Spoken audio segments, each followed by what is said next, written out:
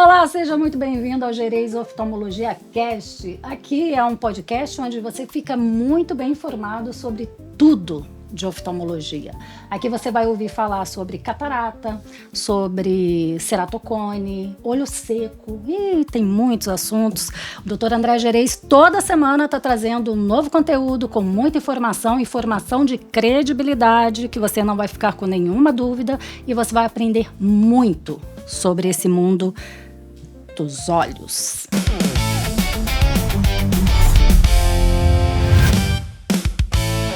Doutor André Gerês, vamos falar hoje sobre diabetes. Segundo o IBGE, a última pesquisa do IBGE, o Brasil bateu a marca de 20 milhões de pessoas com diabetes. E muita gente não sabe nem o que é diabetes, não sabe o que pode causar e o que essa doença pode trazer de consequências. Simplesmente acha que diabetes é uma doença que raramente vai acometer a vida dela, porque ela é uma doença silenciosa. Então hoje vamos falar sobre diabetes e olhos. É um assunto extenso, vamos conversar de uma doença muito prevalente, muito importante na população. Então hoje a gente vai bater um papo além dos olhos, né? A oftalmologia, ela está muito relacionada ao nosso organismo, a outras doenças, e a diabetes é aí um dos atores principais quando a gente fala de alterações sistêmicas afetando os nossos olhos. E o que é a diabetes? A diabetes, basicamente, né, é um aumento do açúcar no nosso sangue, na corrente sanguínea, né? Então, a glicose, ela é o combustível para que as nossas células funcionem, por isso que a gente se alimenta, correto? Quando eu ingiro algum determinado tipo de alimento, né, ele vai me dar uma carga glicêmica, ele me dá uma quantidade de energia, né, que através da corrente sanguínea, feita a digestão, né, os nutrientes vão ser absorvidos pelo nosso intestino e através dos vasos sanguíneos eles vão ser direcionados aos nossos órgãos. O paciente diabético, ele tem um aumento do nível de glicose no sangue, correto? Por quê?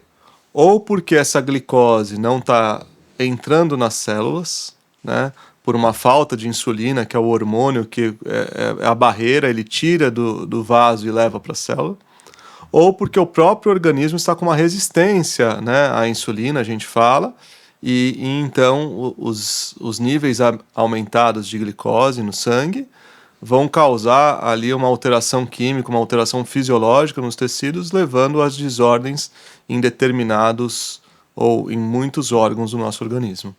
E dito isso, o que é retinopatia diabética?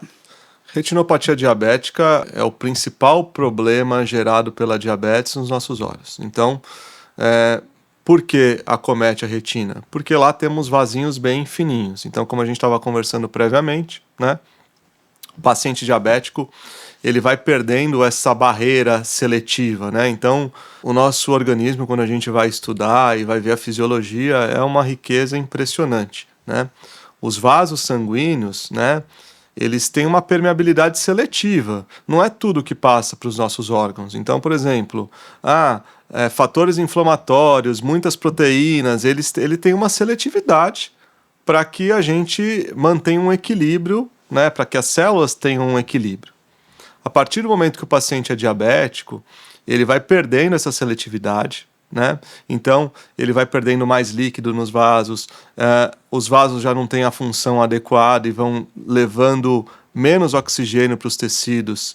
A perda de oxigênio vai fazendo com que as células vão morrendo, gerando mais inflamação, né? Então, a retinopatia diabética nada mais é do que a consequência, né, de uma diabetes muito descontrolada ou de um paciente diabético a longa data na retina, que é um tecido muito sensível dos nossos olhos, tá? Em geral, o paciente com retinopatia diabética, ele vai ter sangramentos na retina, vai ter perda de nutrientes, perda de exudação, né, lipídios, uma maior extravasamento líquido na retina, vai tendo esse processo chamado de hipóxia também, que é a falta de oxigenação e a morte consequente dos tecidos, gerando mais inflamação.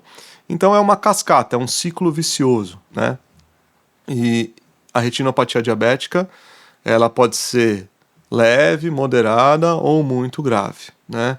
À medida que a gente vai perdendo tecido retiniano, à medida que esse tecido vai inflamando, que ele vai tendo maior quantidade de sangramento, que ele vai produzindo maior quantidade de fatores inflamatórios, ele vai também gerando mais inflamação e é um ciclo vicioso. Infelizmente, muitas pessoas perdem a visão, obviamente em quadros avançados, pela retinopatia diabética, tá? A retina, ela é a parede, né? No fundo dos olhos? A retina é a estrutura interna dos nossos olhos, né? É o órgão responsável pela conversão da luz em meio óptico, né? Em impulso neurológico. É ela que faz essa conversão. Então, é um tecido muito delicado, com uma estrutura muito complexa, sensível, né? Ultra sensível. E de toda a nossa retina nós temos uma área mais nobre chamada mácula, né? Então de todo aquele emaranhado, de todo aquele oceano de tecido, tem lá uma ilhazinha que é a mácula, que é a responsável pela maior conversão da nossa visão, né? Então, infelizmente, por exemplo, se o paciente diabético desenvolve uma retinopatia diabética que acometa a mácula, né, ou um edema macular clinicamente significativo, a visão dele pode ser prejudicada de forma irreversível ou um grande dano visual para o paciente. Tá, então a diabetes pode causar várias doenças na visão e pode levar a pessoa à cegueira irreversível. Quais são essas doenças? O paciente diabético, ele pode ter algumas complicações oftalmológicas. Quais delas? Principais, né? Aumento da incidência de catarata, principalmente o paciente diabético. Também o paciente diabético, ele pode ter uma alteração por alterações do cristalino refracional. Então, o grau dele está desregulado, né? Está maior, tá? Pacientes diabéticos são mais suscetíveis a infecções, né? Existe um paciente, ele é imunocomprometido, né? O paciente diabético, então eu tenho maior chance de ter uma infecção fúngica, uma infecção bacteriana, né? Falando na córnea, né? O paciente diabético, ele pode começar a ter uma hipoestesia corneana, né? Assim como não só na córnea, né? Da mesma forma que a gente... Hipoestesia é uma baixa sensibilidade, né? Então, da mesma forma que nós estávamos conversando sobre os vasos sanguíneos que vão sofrendo, principalmente os pequenos vasos, né? E a retina é cheia de pequenos vasos, também as terminações nervosas de periferia, de extremidades, elas vão sofrendo esse dano pelo aumento da glicose no nosso sangue, pelas desordens fisiológicas e metabólicas, e o paciente com diabetes, ele vai perdendo a sensibilidade, principalmente o diabético mais grave, né? Ele vai perdendo a sensibilidade, tanto que alguns pacientes amputam dedos de pés, dedos das mãos. Por quê? Ele não tem a sensibilidade, ele machuca aquela região. A dor é um indicativo para que a gente possa regenerar o nosso organismo, então ele não sente dor, o organismo não entende que aquilo está ferido, não entendendo que aquilo está ferido, às vezes fica uma ferida crônica, né? Aberta e crônica, e aí às vezes, por exemplo, só uma amputação resolve, né? No caso da nossa córnea, do nosso olho, a córnea é uma das estruturas que tem mais quantidade de terminações nervosas no nosso organismo, né? Por isso, quando cai um cisquinho no nosso olho, a gente sente uma dor incrível. E o paciente diabético vai perdendo a sensibilidade também desses nervos corneanos. Então, imagina, o paciente está lá, formou uma feridinha que ele não percebe, aí aquilo pode virar uma úlcera, a gente chama de úlcera neurotrófica, e aí ele tem dificuldade em cicatrizar, e dessa dificuldade, por exemplo, ele pode evoluir com uma perfuração ocular, né? Então, a diabetes pode afetar a córnea de hipoestesia e úlceras, e além de aumento de risco de infecções.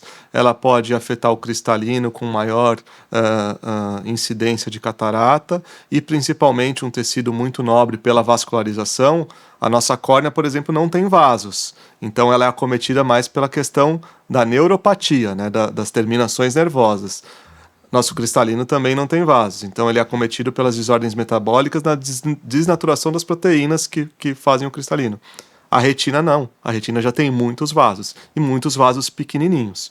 Então, por isso que a retinopatia diabética é muito prevalente nesses pacientes, e por isso também que estudar os vasos da retina vai me dar um indicativo de como estão os outros vasos do meu organismo, né? Se eu tenho uma retina muito machucada, muito provavelmente meu rim está machucado, meus outros órgãos também estão machucados, correto? Por quê?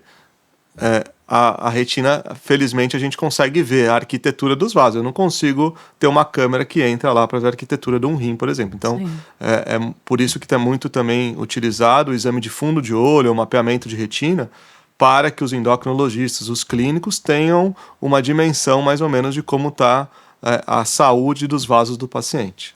E esses problemas oculares podem ocorrer também numa criança que tem diabetes? Também, né, pacientes que não produzem insulina, né, diabetes tipo 1, podem sim, né, obviamente, quanto mais, a diabetes ela não é grave do dia para a noite, correto? Então, silenciosa, ela né? é uma doença silenciosa, como conversamos, quanto maior o tempo de duração da doença e quanto maior o descontrole, mais são as chances do paciente desenvolver essas manifestações da doença. Então, voltando, né, é um alerta para que a população, para o paciente diabético, que se cuidem, né? A medicina está avançando muito. Hoje a sociedade vive em um meio de muita informação, é tanta informação que a gente se perde.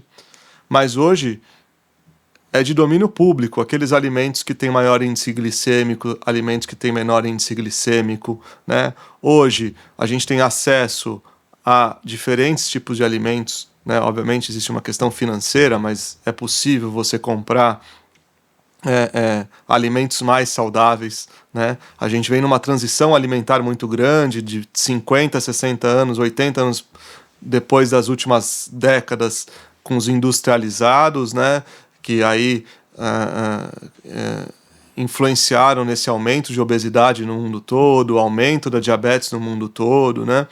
E agora parece que, novamente, a gente tem uma reorganização, né? Está fazendo um caminho de volta, A gente está fazendo um caminho de volta por alimentos mais saudáveis, por diminuir processados. Ter uma vida mais cheia de atividades. Atividade física, né? Então, eu acho que é importante até a gente falar desse assunto geral, porque o que eu vejo no consultório, principalmente, hoje em dia, para o paciente diabético, é que muitos focam só na medicação. Eu tomo meu remédio e eu acho que minha diabetes está controlada, né? Tomo minha insulina, ou tomo as outras medicações e acho que minha diabetes está controlada. E não faz sentido você tomar uma medicação e, por outro lado, você ingerir uma quantidade absurda de açúcar, né? Por uma via você está querendo tirar e por outra via você está colocando, então não faz sentido. Então, falo com todos os pacientes que, para mim, tratamento da diabetes, óbvio, existem níveis de diabetes, existem complexidades de pacientes, a gente não pode generalizar, né? Porque senão o paciente grave vai falar, mas eu faço tudo certinho e não controlo. Realmente tem os pacientes que acontecem isso, mas vamos lá. Eu acho que são 3 pilares fundamentais. É a dieta, uma dieta preferencialmente assistida ou por um nutricionista ou por um nutrólogo, né? Que é o médico que faz essa parte nutricional, entendendo o que pode e o que não pode ser consumido. Correto? Para diminuir o aporte calórico, né? Ou estratégias para que não tenham-se picos de açúcar e, consequentemente, picos de insulina, correto? Atividade física, porque é isso que a gente está falando. Se eu dou muito açúcar para o meu organismo, eu preciso tirar esse açúcar do organismo, e aí a atividade física tem esse papel, né? Os músculos precisam de açúcar para funcionar. Então, quando eu estou fazendo uma academia, quando eu estou correndo, quando eu estou fazendo alguma coisa, eu estou tirando açúcar do meu sangue e estou colocando no músculo. Então é fundamental o paciente diabético ter atividade física. Correto? E também a parte médica, medicamentosa, de acordo com cada paciente. Aí tem níveis de medicamentos, né? Então é uma tríplice. Eu tenho que ter os 3 pontos para que eu possa controlar, né?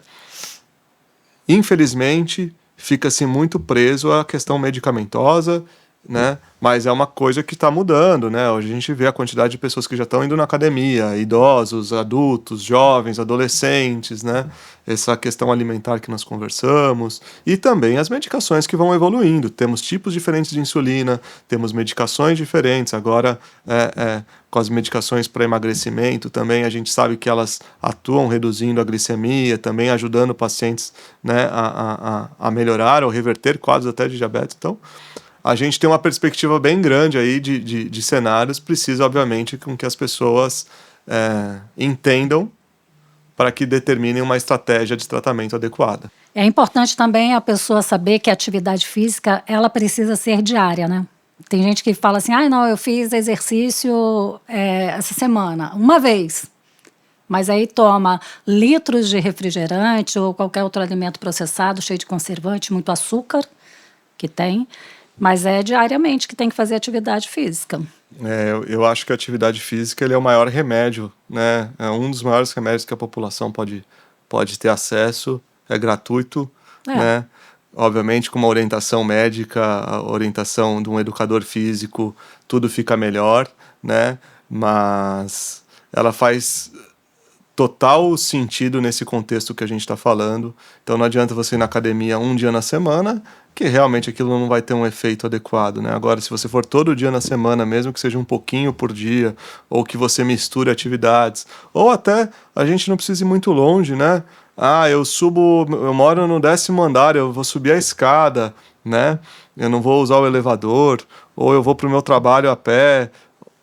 Enfim, a gente precisa gastar energia. Sim. E esse é um dos problemas que a sociedade moderna tem, né? Porque cada vez mais a gente usa recursos que dão conforto. É o carro, é o Uber, né? É o aplicativo que te entrega comida na porta, é o aplicativo que entrega supermercado na porta.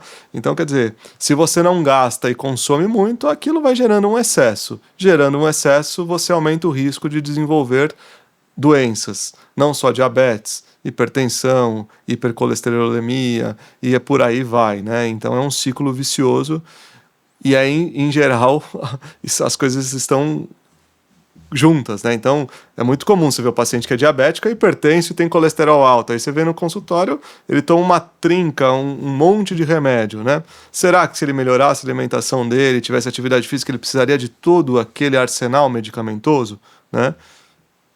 Eu acho que é muito importante tomar remédio, mas é muito importante a gente fazer o dever de casa. Não pode jogar toda a responsabilidade só na medicação, porque aí as coisas realmente não funcionam tão bem. E também tem aquela coisa, né? Vamos perguntar para essa pessoa quantas vezes ela vai ao médico, como é o ritmo dela, quantas vezes ela vai no oftalmo, quantas vezes ela vai no gastro, vai no clínico geral, que seja.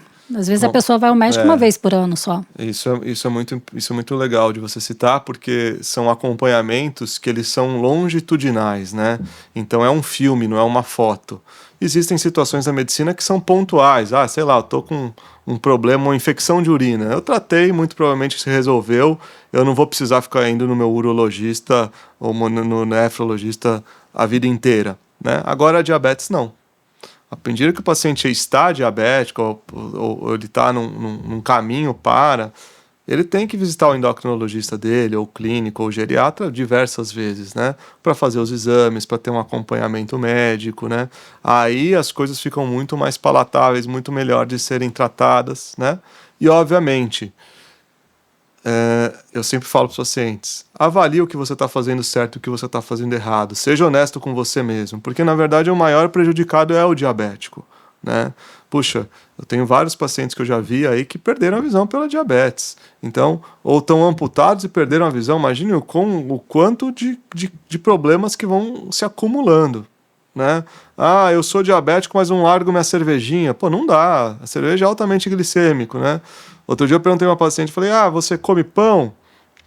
Não, pão eu não como, eu só como torrada. É a mesma coisa. É pão. Né? Então, por quê? Porque às vezes as pessoas não têm esse conhecimento, né? Então, óbvio, o ideal é que a gente tivesse centros que já tivessem todas as especialidades integradas, que fosse fácil. A gente sabe que o acesso não é tão legal, mas é possível. Então, eu concordo que esse acompanhamento longitudinal com as especialidades, né, a multidisciplinaridade é fundamental. E aí a gente consegue resultados incríveis, né?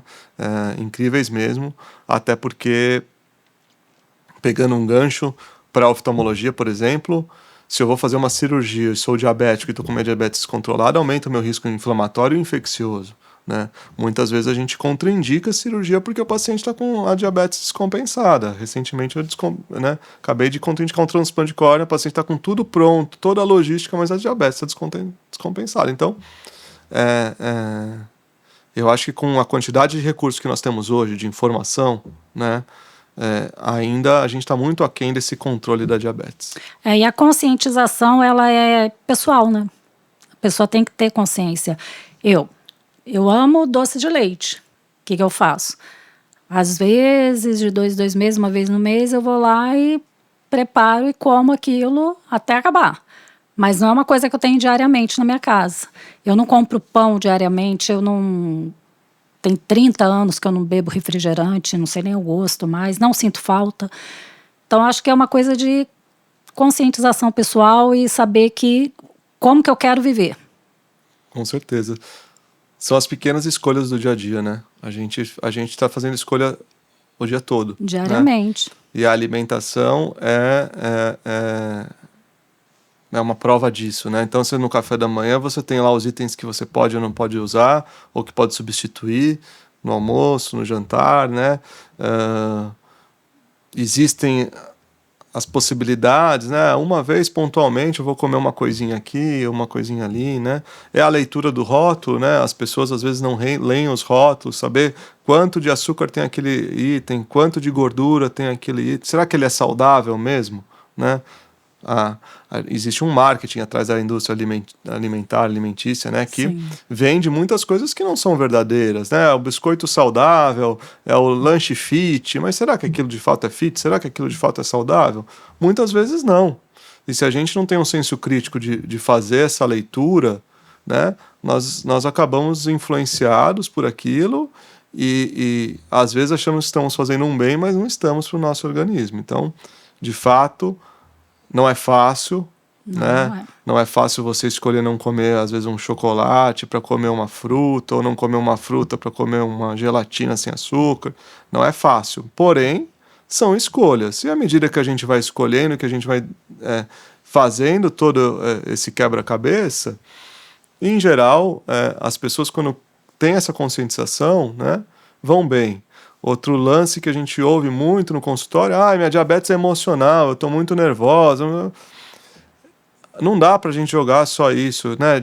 Os hormônios, o humor afeta a nossa fisiologia? Claro que afeta, né? Então, tem uma regulação hormonal por detrás do nosso organismo todo. Mas eu também não posso colocar só a culpa na minha parte emocional, né? Porque senão, eu estou nervosa, minha diabetes... Não, eu estou fazendo tudo certinho, né?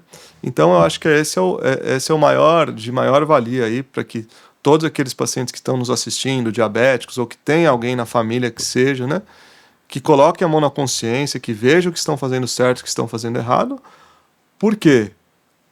Ninguém é saudável e ninguém é feliz com uma diabetes descontrolada. A conta chega em algum momento, ou cedo ou mais tarde. E quando chega, infelizmente, principalmente para aqueles pacientes graves, vão se somando problemas que podem ser muito graves. A gente está falando do olho, que ficar cego é uma coisa gravíssima, mas eu posso morrer, posso ter um infarto, posso ter um AVC, então quer dizer... Pode ter que ser amputado. Pode ter que ser amputado, né? Então, realmente... é uma doença silenciosa e que afeta todo o nosso organismo. Aí foi bom o senhor falar sobre essa coisa do descompenso, porque o meu emocional está baqueado. Mas existem várias coisas que eu posso fazer para fazer o caminho de volta e trazer o meu emocional para um equilíbrio, né? Fazer uma caminhada. Mas eu não consigo, não tenho dinheiro para ir à academia. Faz uma caminhada. Você vai colocar qualquer tênis e vai caminhar. 20 minutos, 30 minutos. Vou comer uma fatia de bolo, não vou comer o bolo inteiro. Tem coisas que eu não compro, porque eu sei que se eu tiver, eu vou comer. E vou comer mesmo. Vou sentar e vou comer, se depender, eu vou comer. Se eu sentar no café da manhã com um bolo, eu vou comer um bolo inteiro sozinha. Sim. Porque eu amo bolo. Se eu tiver um panetone, eu vou comer o panetone inteiro sozinha. Então eu não compro. E quando eu compro, eu tenho que ter a responsabilidade. Se eu comer aquilo num dia só, acabou. Vou ficar meses sem comer aquilo. E o problema disso, que eu vejo, o principal, né, é que os problemas vão se somando, né? Porque, eu ganhei peso. Se eu ganhei peso, minha resistência à insulina aumentou.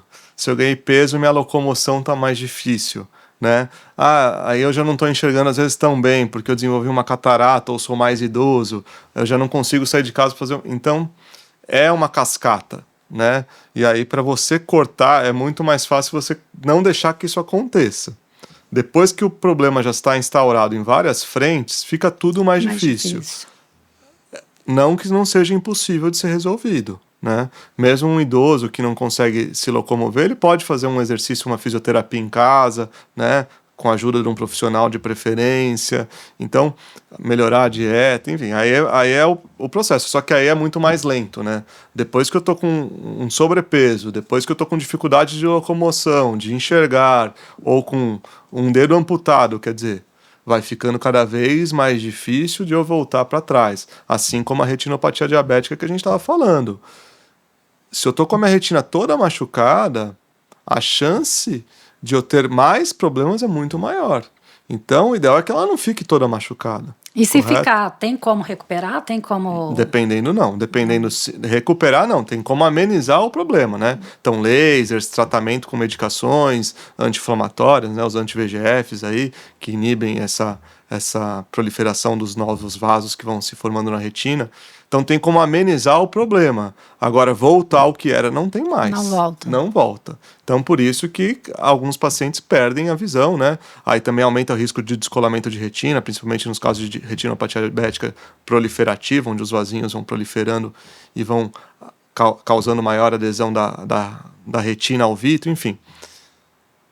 Só vai aumentando a consequência de problemas. Então, o melhor é que não piore, né? Porque depois que piorou, fica muito mais difícil de voltar atrás. Então, vamos aproveitar que o médico está aqui e vamos esclarecer essa história de eu tenho diabetes por causa do meu emocional.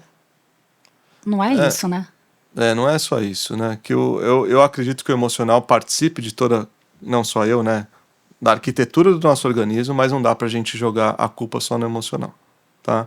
Me corrija algum endócrino que eu possa estar errado, tá? Assim, não sou endocrinologista, né? Sou médico, oftalmologista, mas não acredito nessa teoria, tá? Apesar de ser uma muleta para muitos pacientes no dia a dia. Tá? O pâncreas dele pode até não estar funcionando direitinho, né? Produzindo insulina, mas o emocional... Será que ele está fazendo tudo certinho? Uhum. Né? Será que ele está seguindo a dieta, fazendo atividade física, controlando, tirando?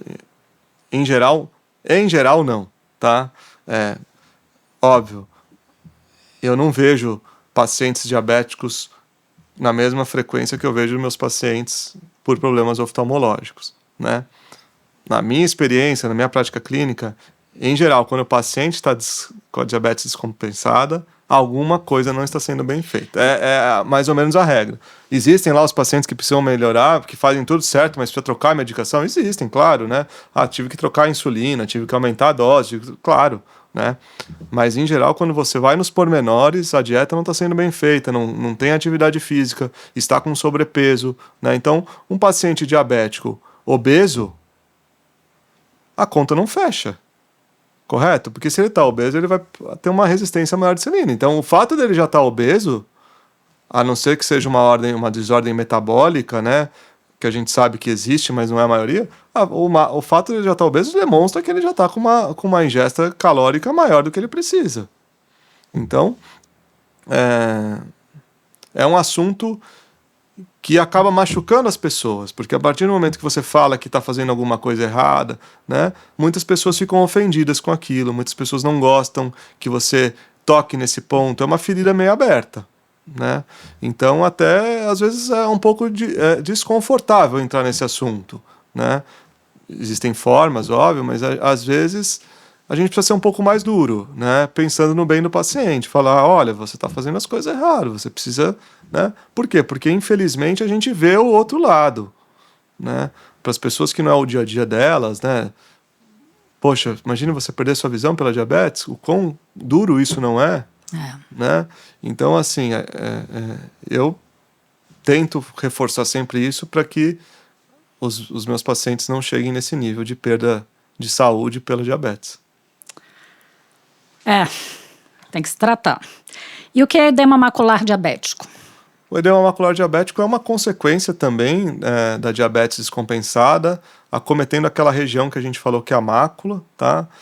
Por essa alteração vascular, por essa alteração dos capilares ali na retina, a mácula vai tendo um maior influxo líquido e a mácula vai inchando, vai tendo um edema nas camadas mais internas. Como a mácula é responsável pelo processamento visual, se ela está inchada, se ela está desorganizada, a minha visão vai cair. Então, é uma das consequências aí do diabetes elevado, acometendo uma região específica da retina, né, e gerando uma baixa de visão. E quais são os sintomas para a pessoa identificar que ela pode estar desenvolvendo ou ela já tem uma neuropatia diabética? Ela vai enxergar menos, o olho vai ficar vermelho? A neuropatia diabética, o paciente em geral não percebe, né? Até porque se você não tem sensibilidade na córnea, ela não dói. Se não dói, não chama a atenção do usuário, do paciente, né? Então, o paciente com, em geral, neuropatia diabética são pacientes mais graves, porque eles já têm um tempo de, né? Ninguém vai desenvolver neuropatia diabética do dia para a noite. Então, já são pacientes que têm uma lesão das terminações nervosas, isso já indica um diabetes longo ou grave, correto? E, em geral, o que traz o paciente para o hospital, pelo menos na rotina nossa oftalmologia de córnea, são feridas na córnea, são úlceras neurotróficas ou são infecções na córnea, né? E aí daquilo vira-se um ciclo, às vezes até vicioso, porque, como eu citei, se eu tenho uma ferida que não cicatriza, eu tenho maior chance disso não resolver e ter outros comemorativos, como necrose da córnea, como infecções secundárias, né? Então, o paciente diabético, em geral, ele principalmente na neuropatia, né? Ele já chega com um problema, né? E ele não percebe que está desenvolvendo aquela neuropatia. Ele não sente a dor. Ele não sente dor. Aí, né? O olho já está... Aí quando acontece o problema, aí teoricamente já está tarde, né? Óbvio que a gente vai tratar tudo, mas a neuropatia já está instalada. Então, hoje já tem cirurgias, né? Em poucos centros são feitos, né? Até nós temos um grupo em Porto Alegre que é muito legal de já estar isso crescendo. Por exemplo, falando de córnea, chamado neurotização corneana. Eu pego um nervo que não está ali no olho e coloco ele na córnea. Um enxerto nervoso para que eu retorne a sensibilidade da minha córnea. Olha. Ou pelo menos que tente retornar a sensibilidade. Já existem medicações nos Estados Unidos para esses casos de úlcera neurotrófica. Nós já usamos também na oftalmologia colírios diferentes, colírio de insulina, a base de insulina, para ajudar no processo de cicatrização. Então a gente tem um recurso aí, mas infelizmente, a partir do momento que eu já tenho o dano no tecido nervoso, fica muito mais difícil depois de voltar para trás, ou talvez eu não consiga voltar. Não recupera, infelizmente. A não ser que faça alguma técnica dessas, ou a não ser que a gente aí tenha ainda algumas terminações nervosas sadias, e aí com o tempo vá havendo uma regeneração, né? Mas é difícil. Mas se precisar fazer esse enxerto, qual a porcentagem, mais ou menos, que a pessoa recupera? Isso é muito recente, eu não tenho ainda experiência, são poucos casos, não só no Brasil, no mundo, que ainda, né, a neurotização é feita. No Brasil é mais recente, então tem casos que devolvem completamente, tem casos que devolvem parcialmente, né? Então eu não consigo te dar em termos de números, mas pelo menos é uma perspectiva, né, para esses casos graves aí que nós temos. Não são tantos, felizmente, mas existem esses casos graves. E a gente pode dizer que a visão ela é 80% da nossa função como indivíduo? Olha, não sei se chega a 80%, mas ela é muito, muito do nosso dia a dia, né? Mas assim, será que, não sei se 80%, porque tem pessoas com baixa visão, né? Tem as pessoas que não enxergam, que são muito capazes de desempenhar, as pessoas vão desenvolvendo outras habilidades, né? Aguçando o tato, aguçando a audição, né? Então, nós temos pessoas com baixa visão que trabalham, fazem tudo, estudam, são muito produtivas, então, mas a gente não quer que ninguém perca a visão. Essa, né, eu acho que é o maior nós oftalmologistas, nós lutamos para devolver a visão dos nossos pacientes, nós lutamos para evitar transtornos graves. Então, não só no diabetes, como em outras frentes, mas falando aqui de diabetes, não é o que a gente deseja para ninguém. Então, você que tem diabetes, cuide da sua alimentação, faça atividade física diariamente, mesmo que seja apenas uma caminhada. Vá ao oftalmologista de 3 em 3 meses, de 6 em 6 meses, mas vá. Ouça o seu médico, siga as orientações que seu médico passa para você, porque também não adianta ir e não fazer, né? O médico vai lá e tem todo aquele trabalho e orienta, e a pessoa chega em casa e guarda a folhinha e não faz nada. Tem que fazer. Com certeza, eu acho que de última mensagem aí aos nossos pacientes, que eles peguem firme no tratamento, que sejam os atores principais desse processo, né? Que joguem para si a responsabilidade de gerir o tratamento com as suas famílias, com as suas condições, dentro das possibilidades, né? Porque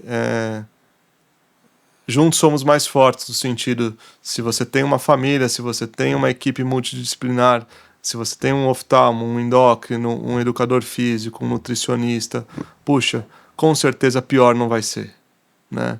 Só tende a ser melhor. Então, assim, a mensagem que eu deixo para todos os pacientes que são diabéticos, que sejam os atores principais, que não deleguem essa responsabilidade aos outros, nem ao médico, nem ao remédio e nem à família, né?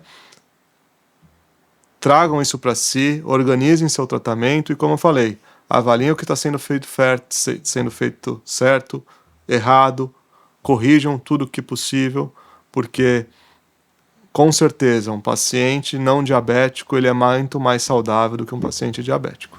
Porque cada um pode ser o seu próprio crítico, né? E é isso. Toda semana um episódio novo, com tema novo, toda quarta-feira, 19 horas, e você pode deixar nos comentários o que você gostou, o que você gostaria de saber, o que você gostaria que nós voltássemos a falar, e alguma sugestão que você tenha para o Dr. André Gerez saber e trazer para a gente o conteúdo. Até a próxima. Tchau.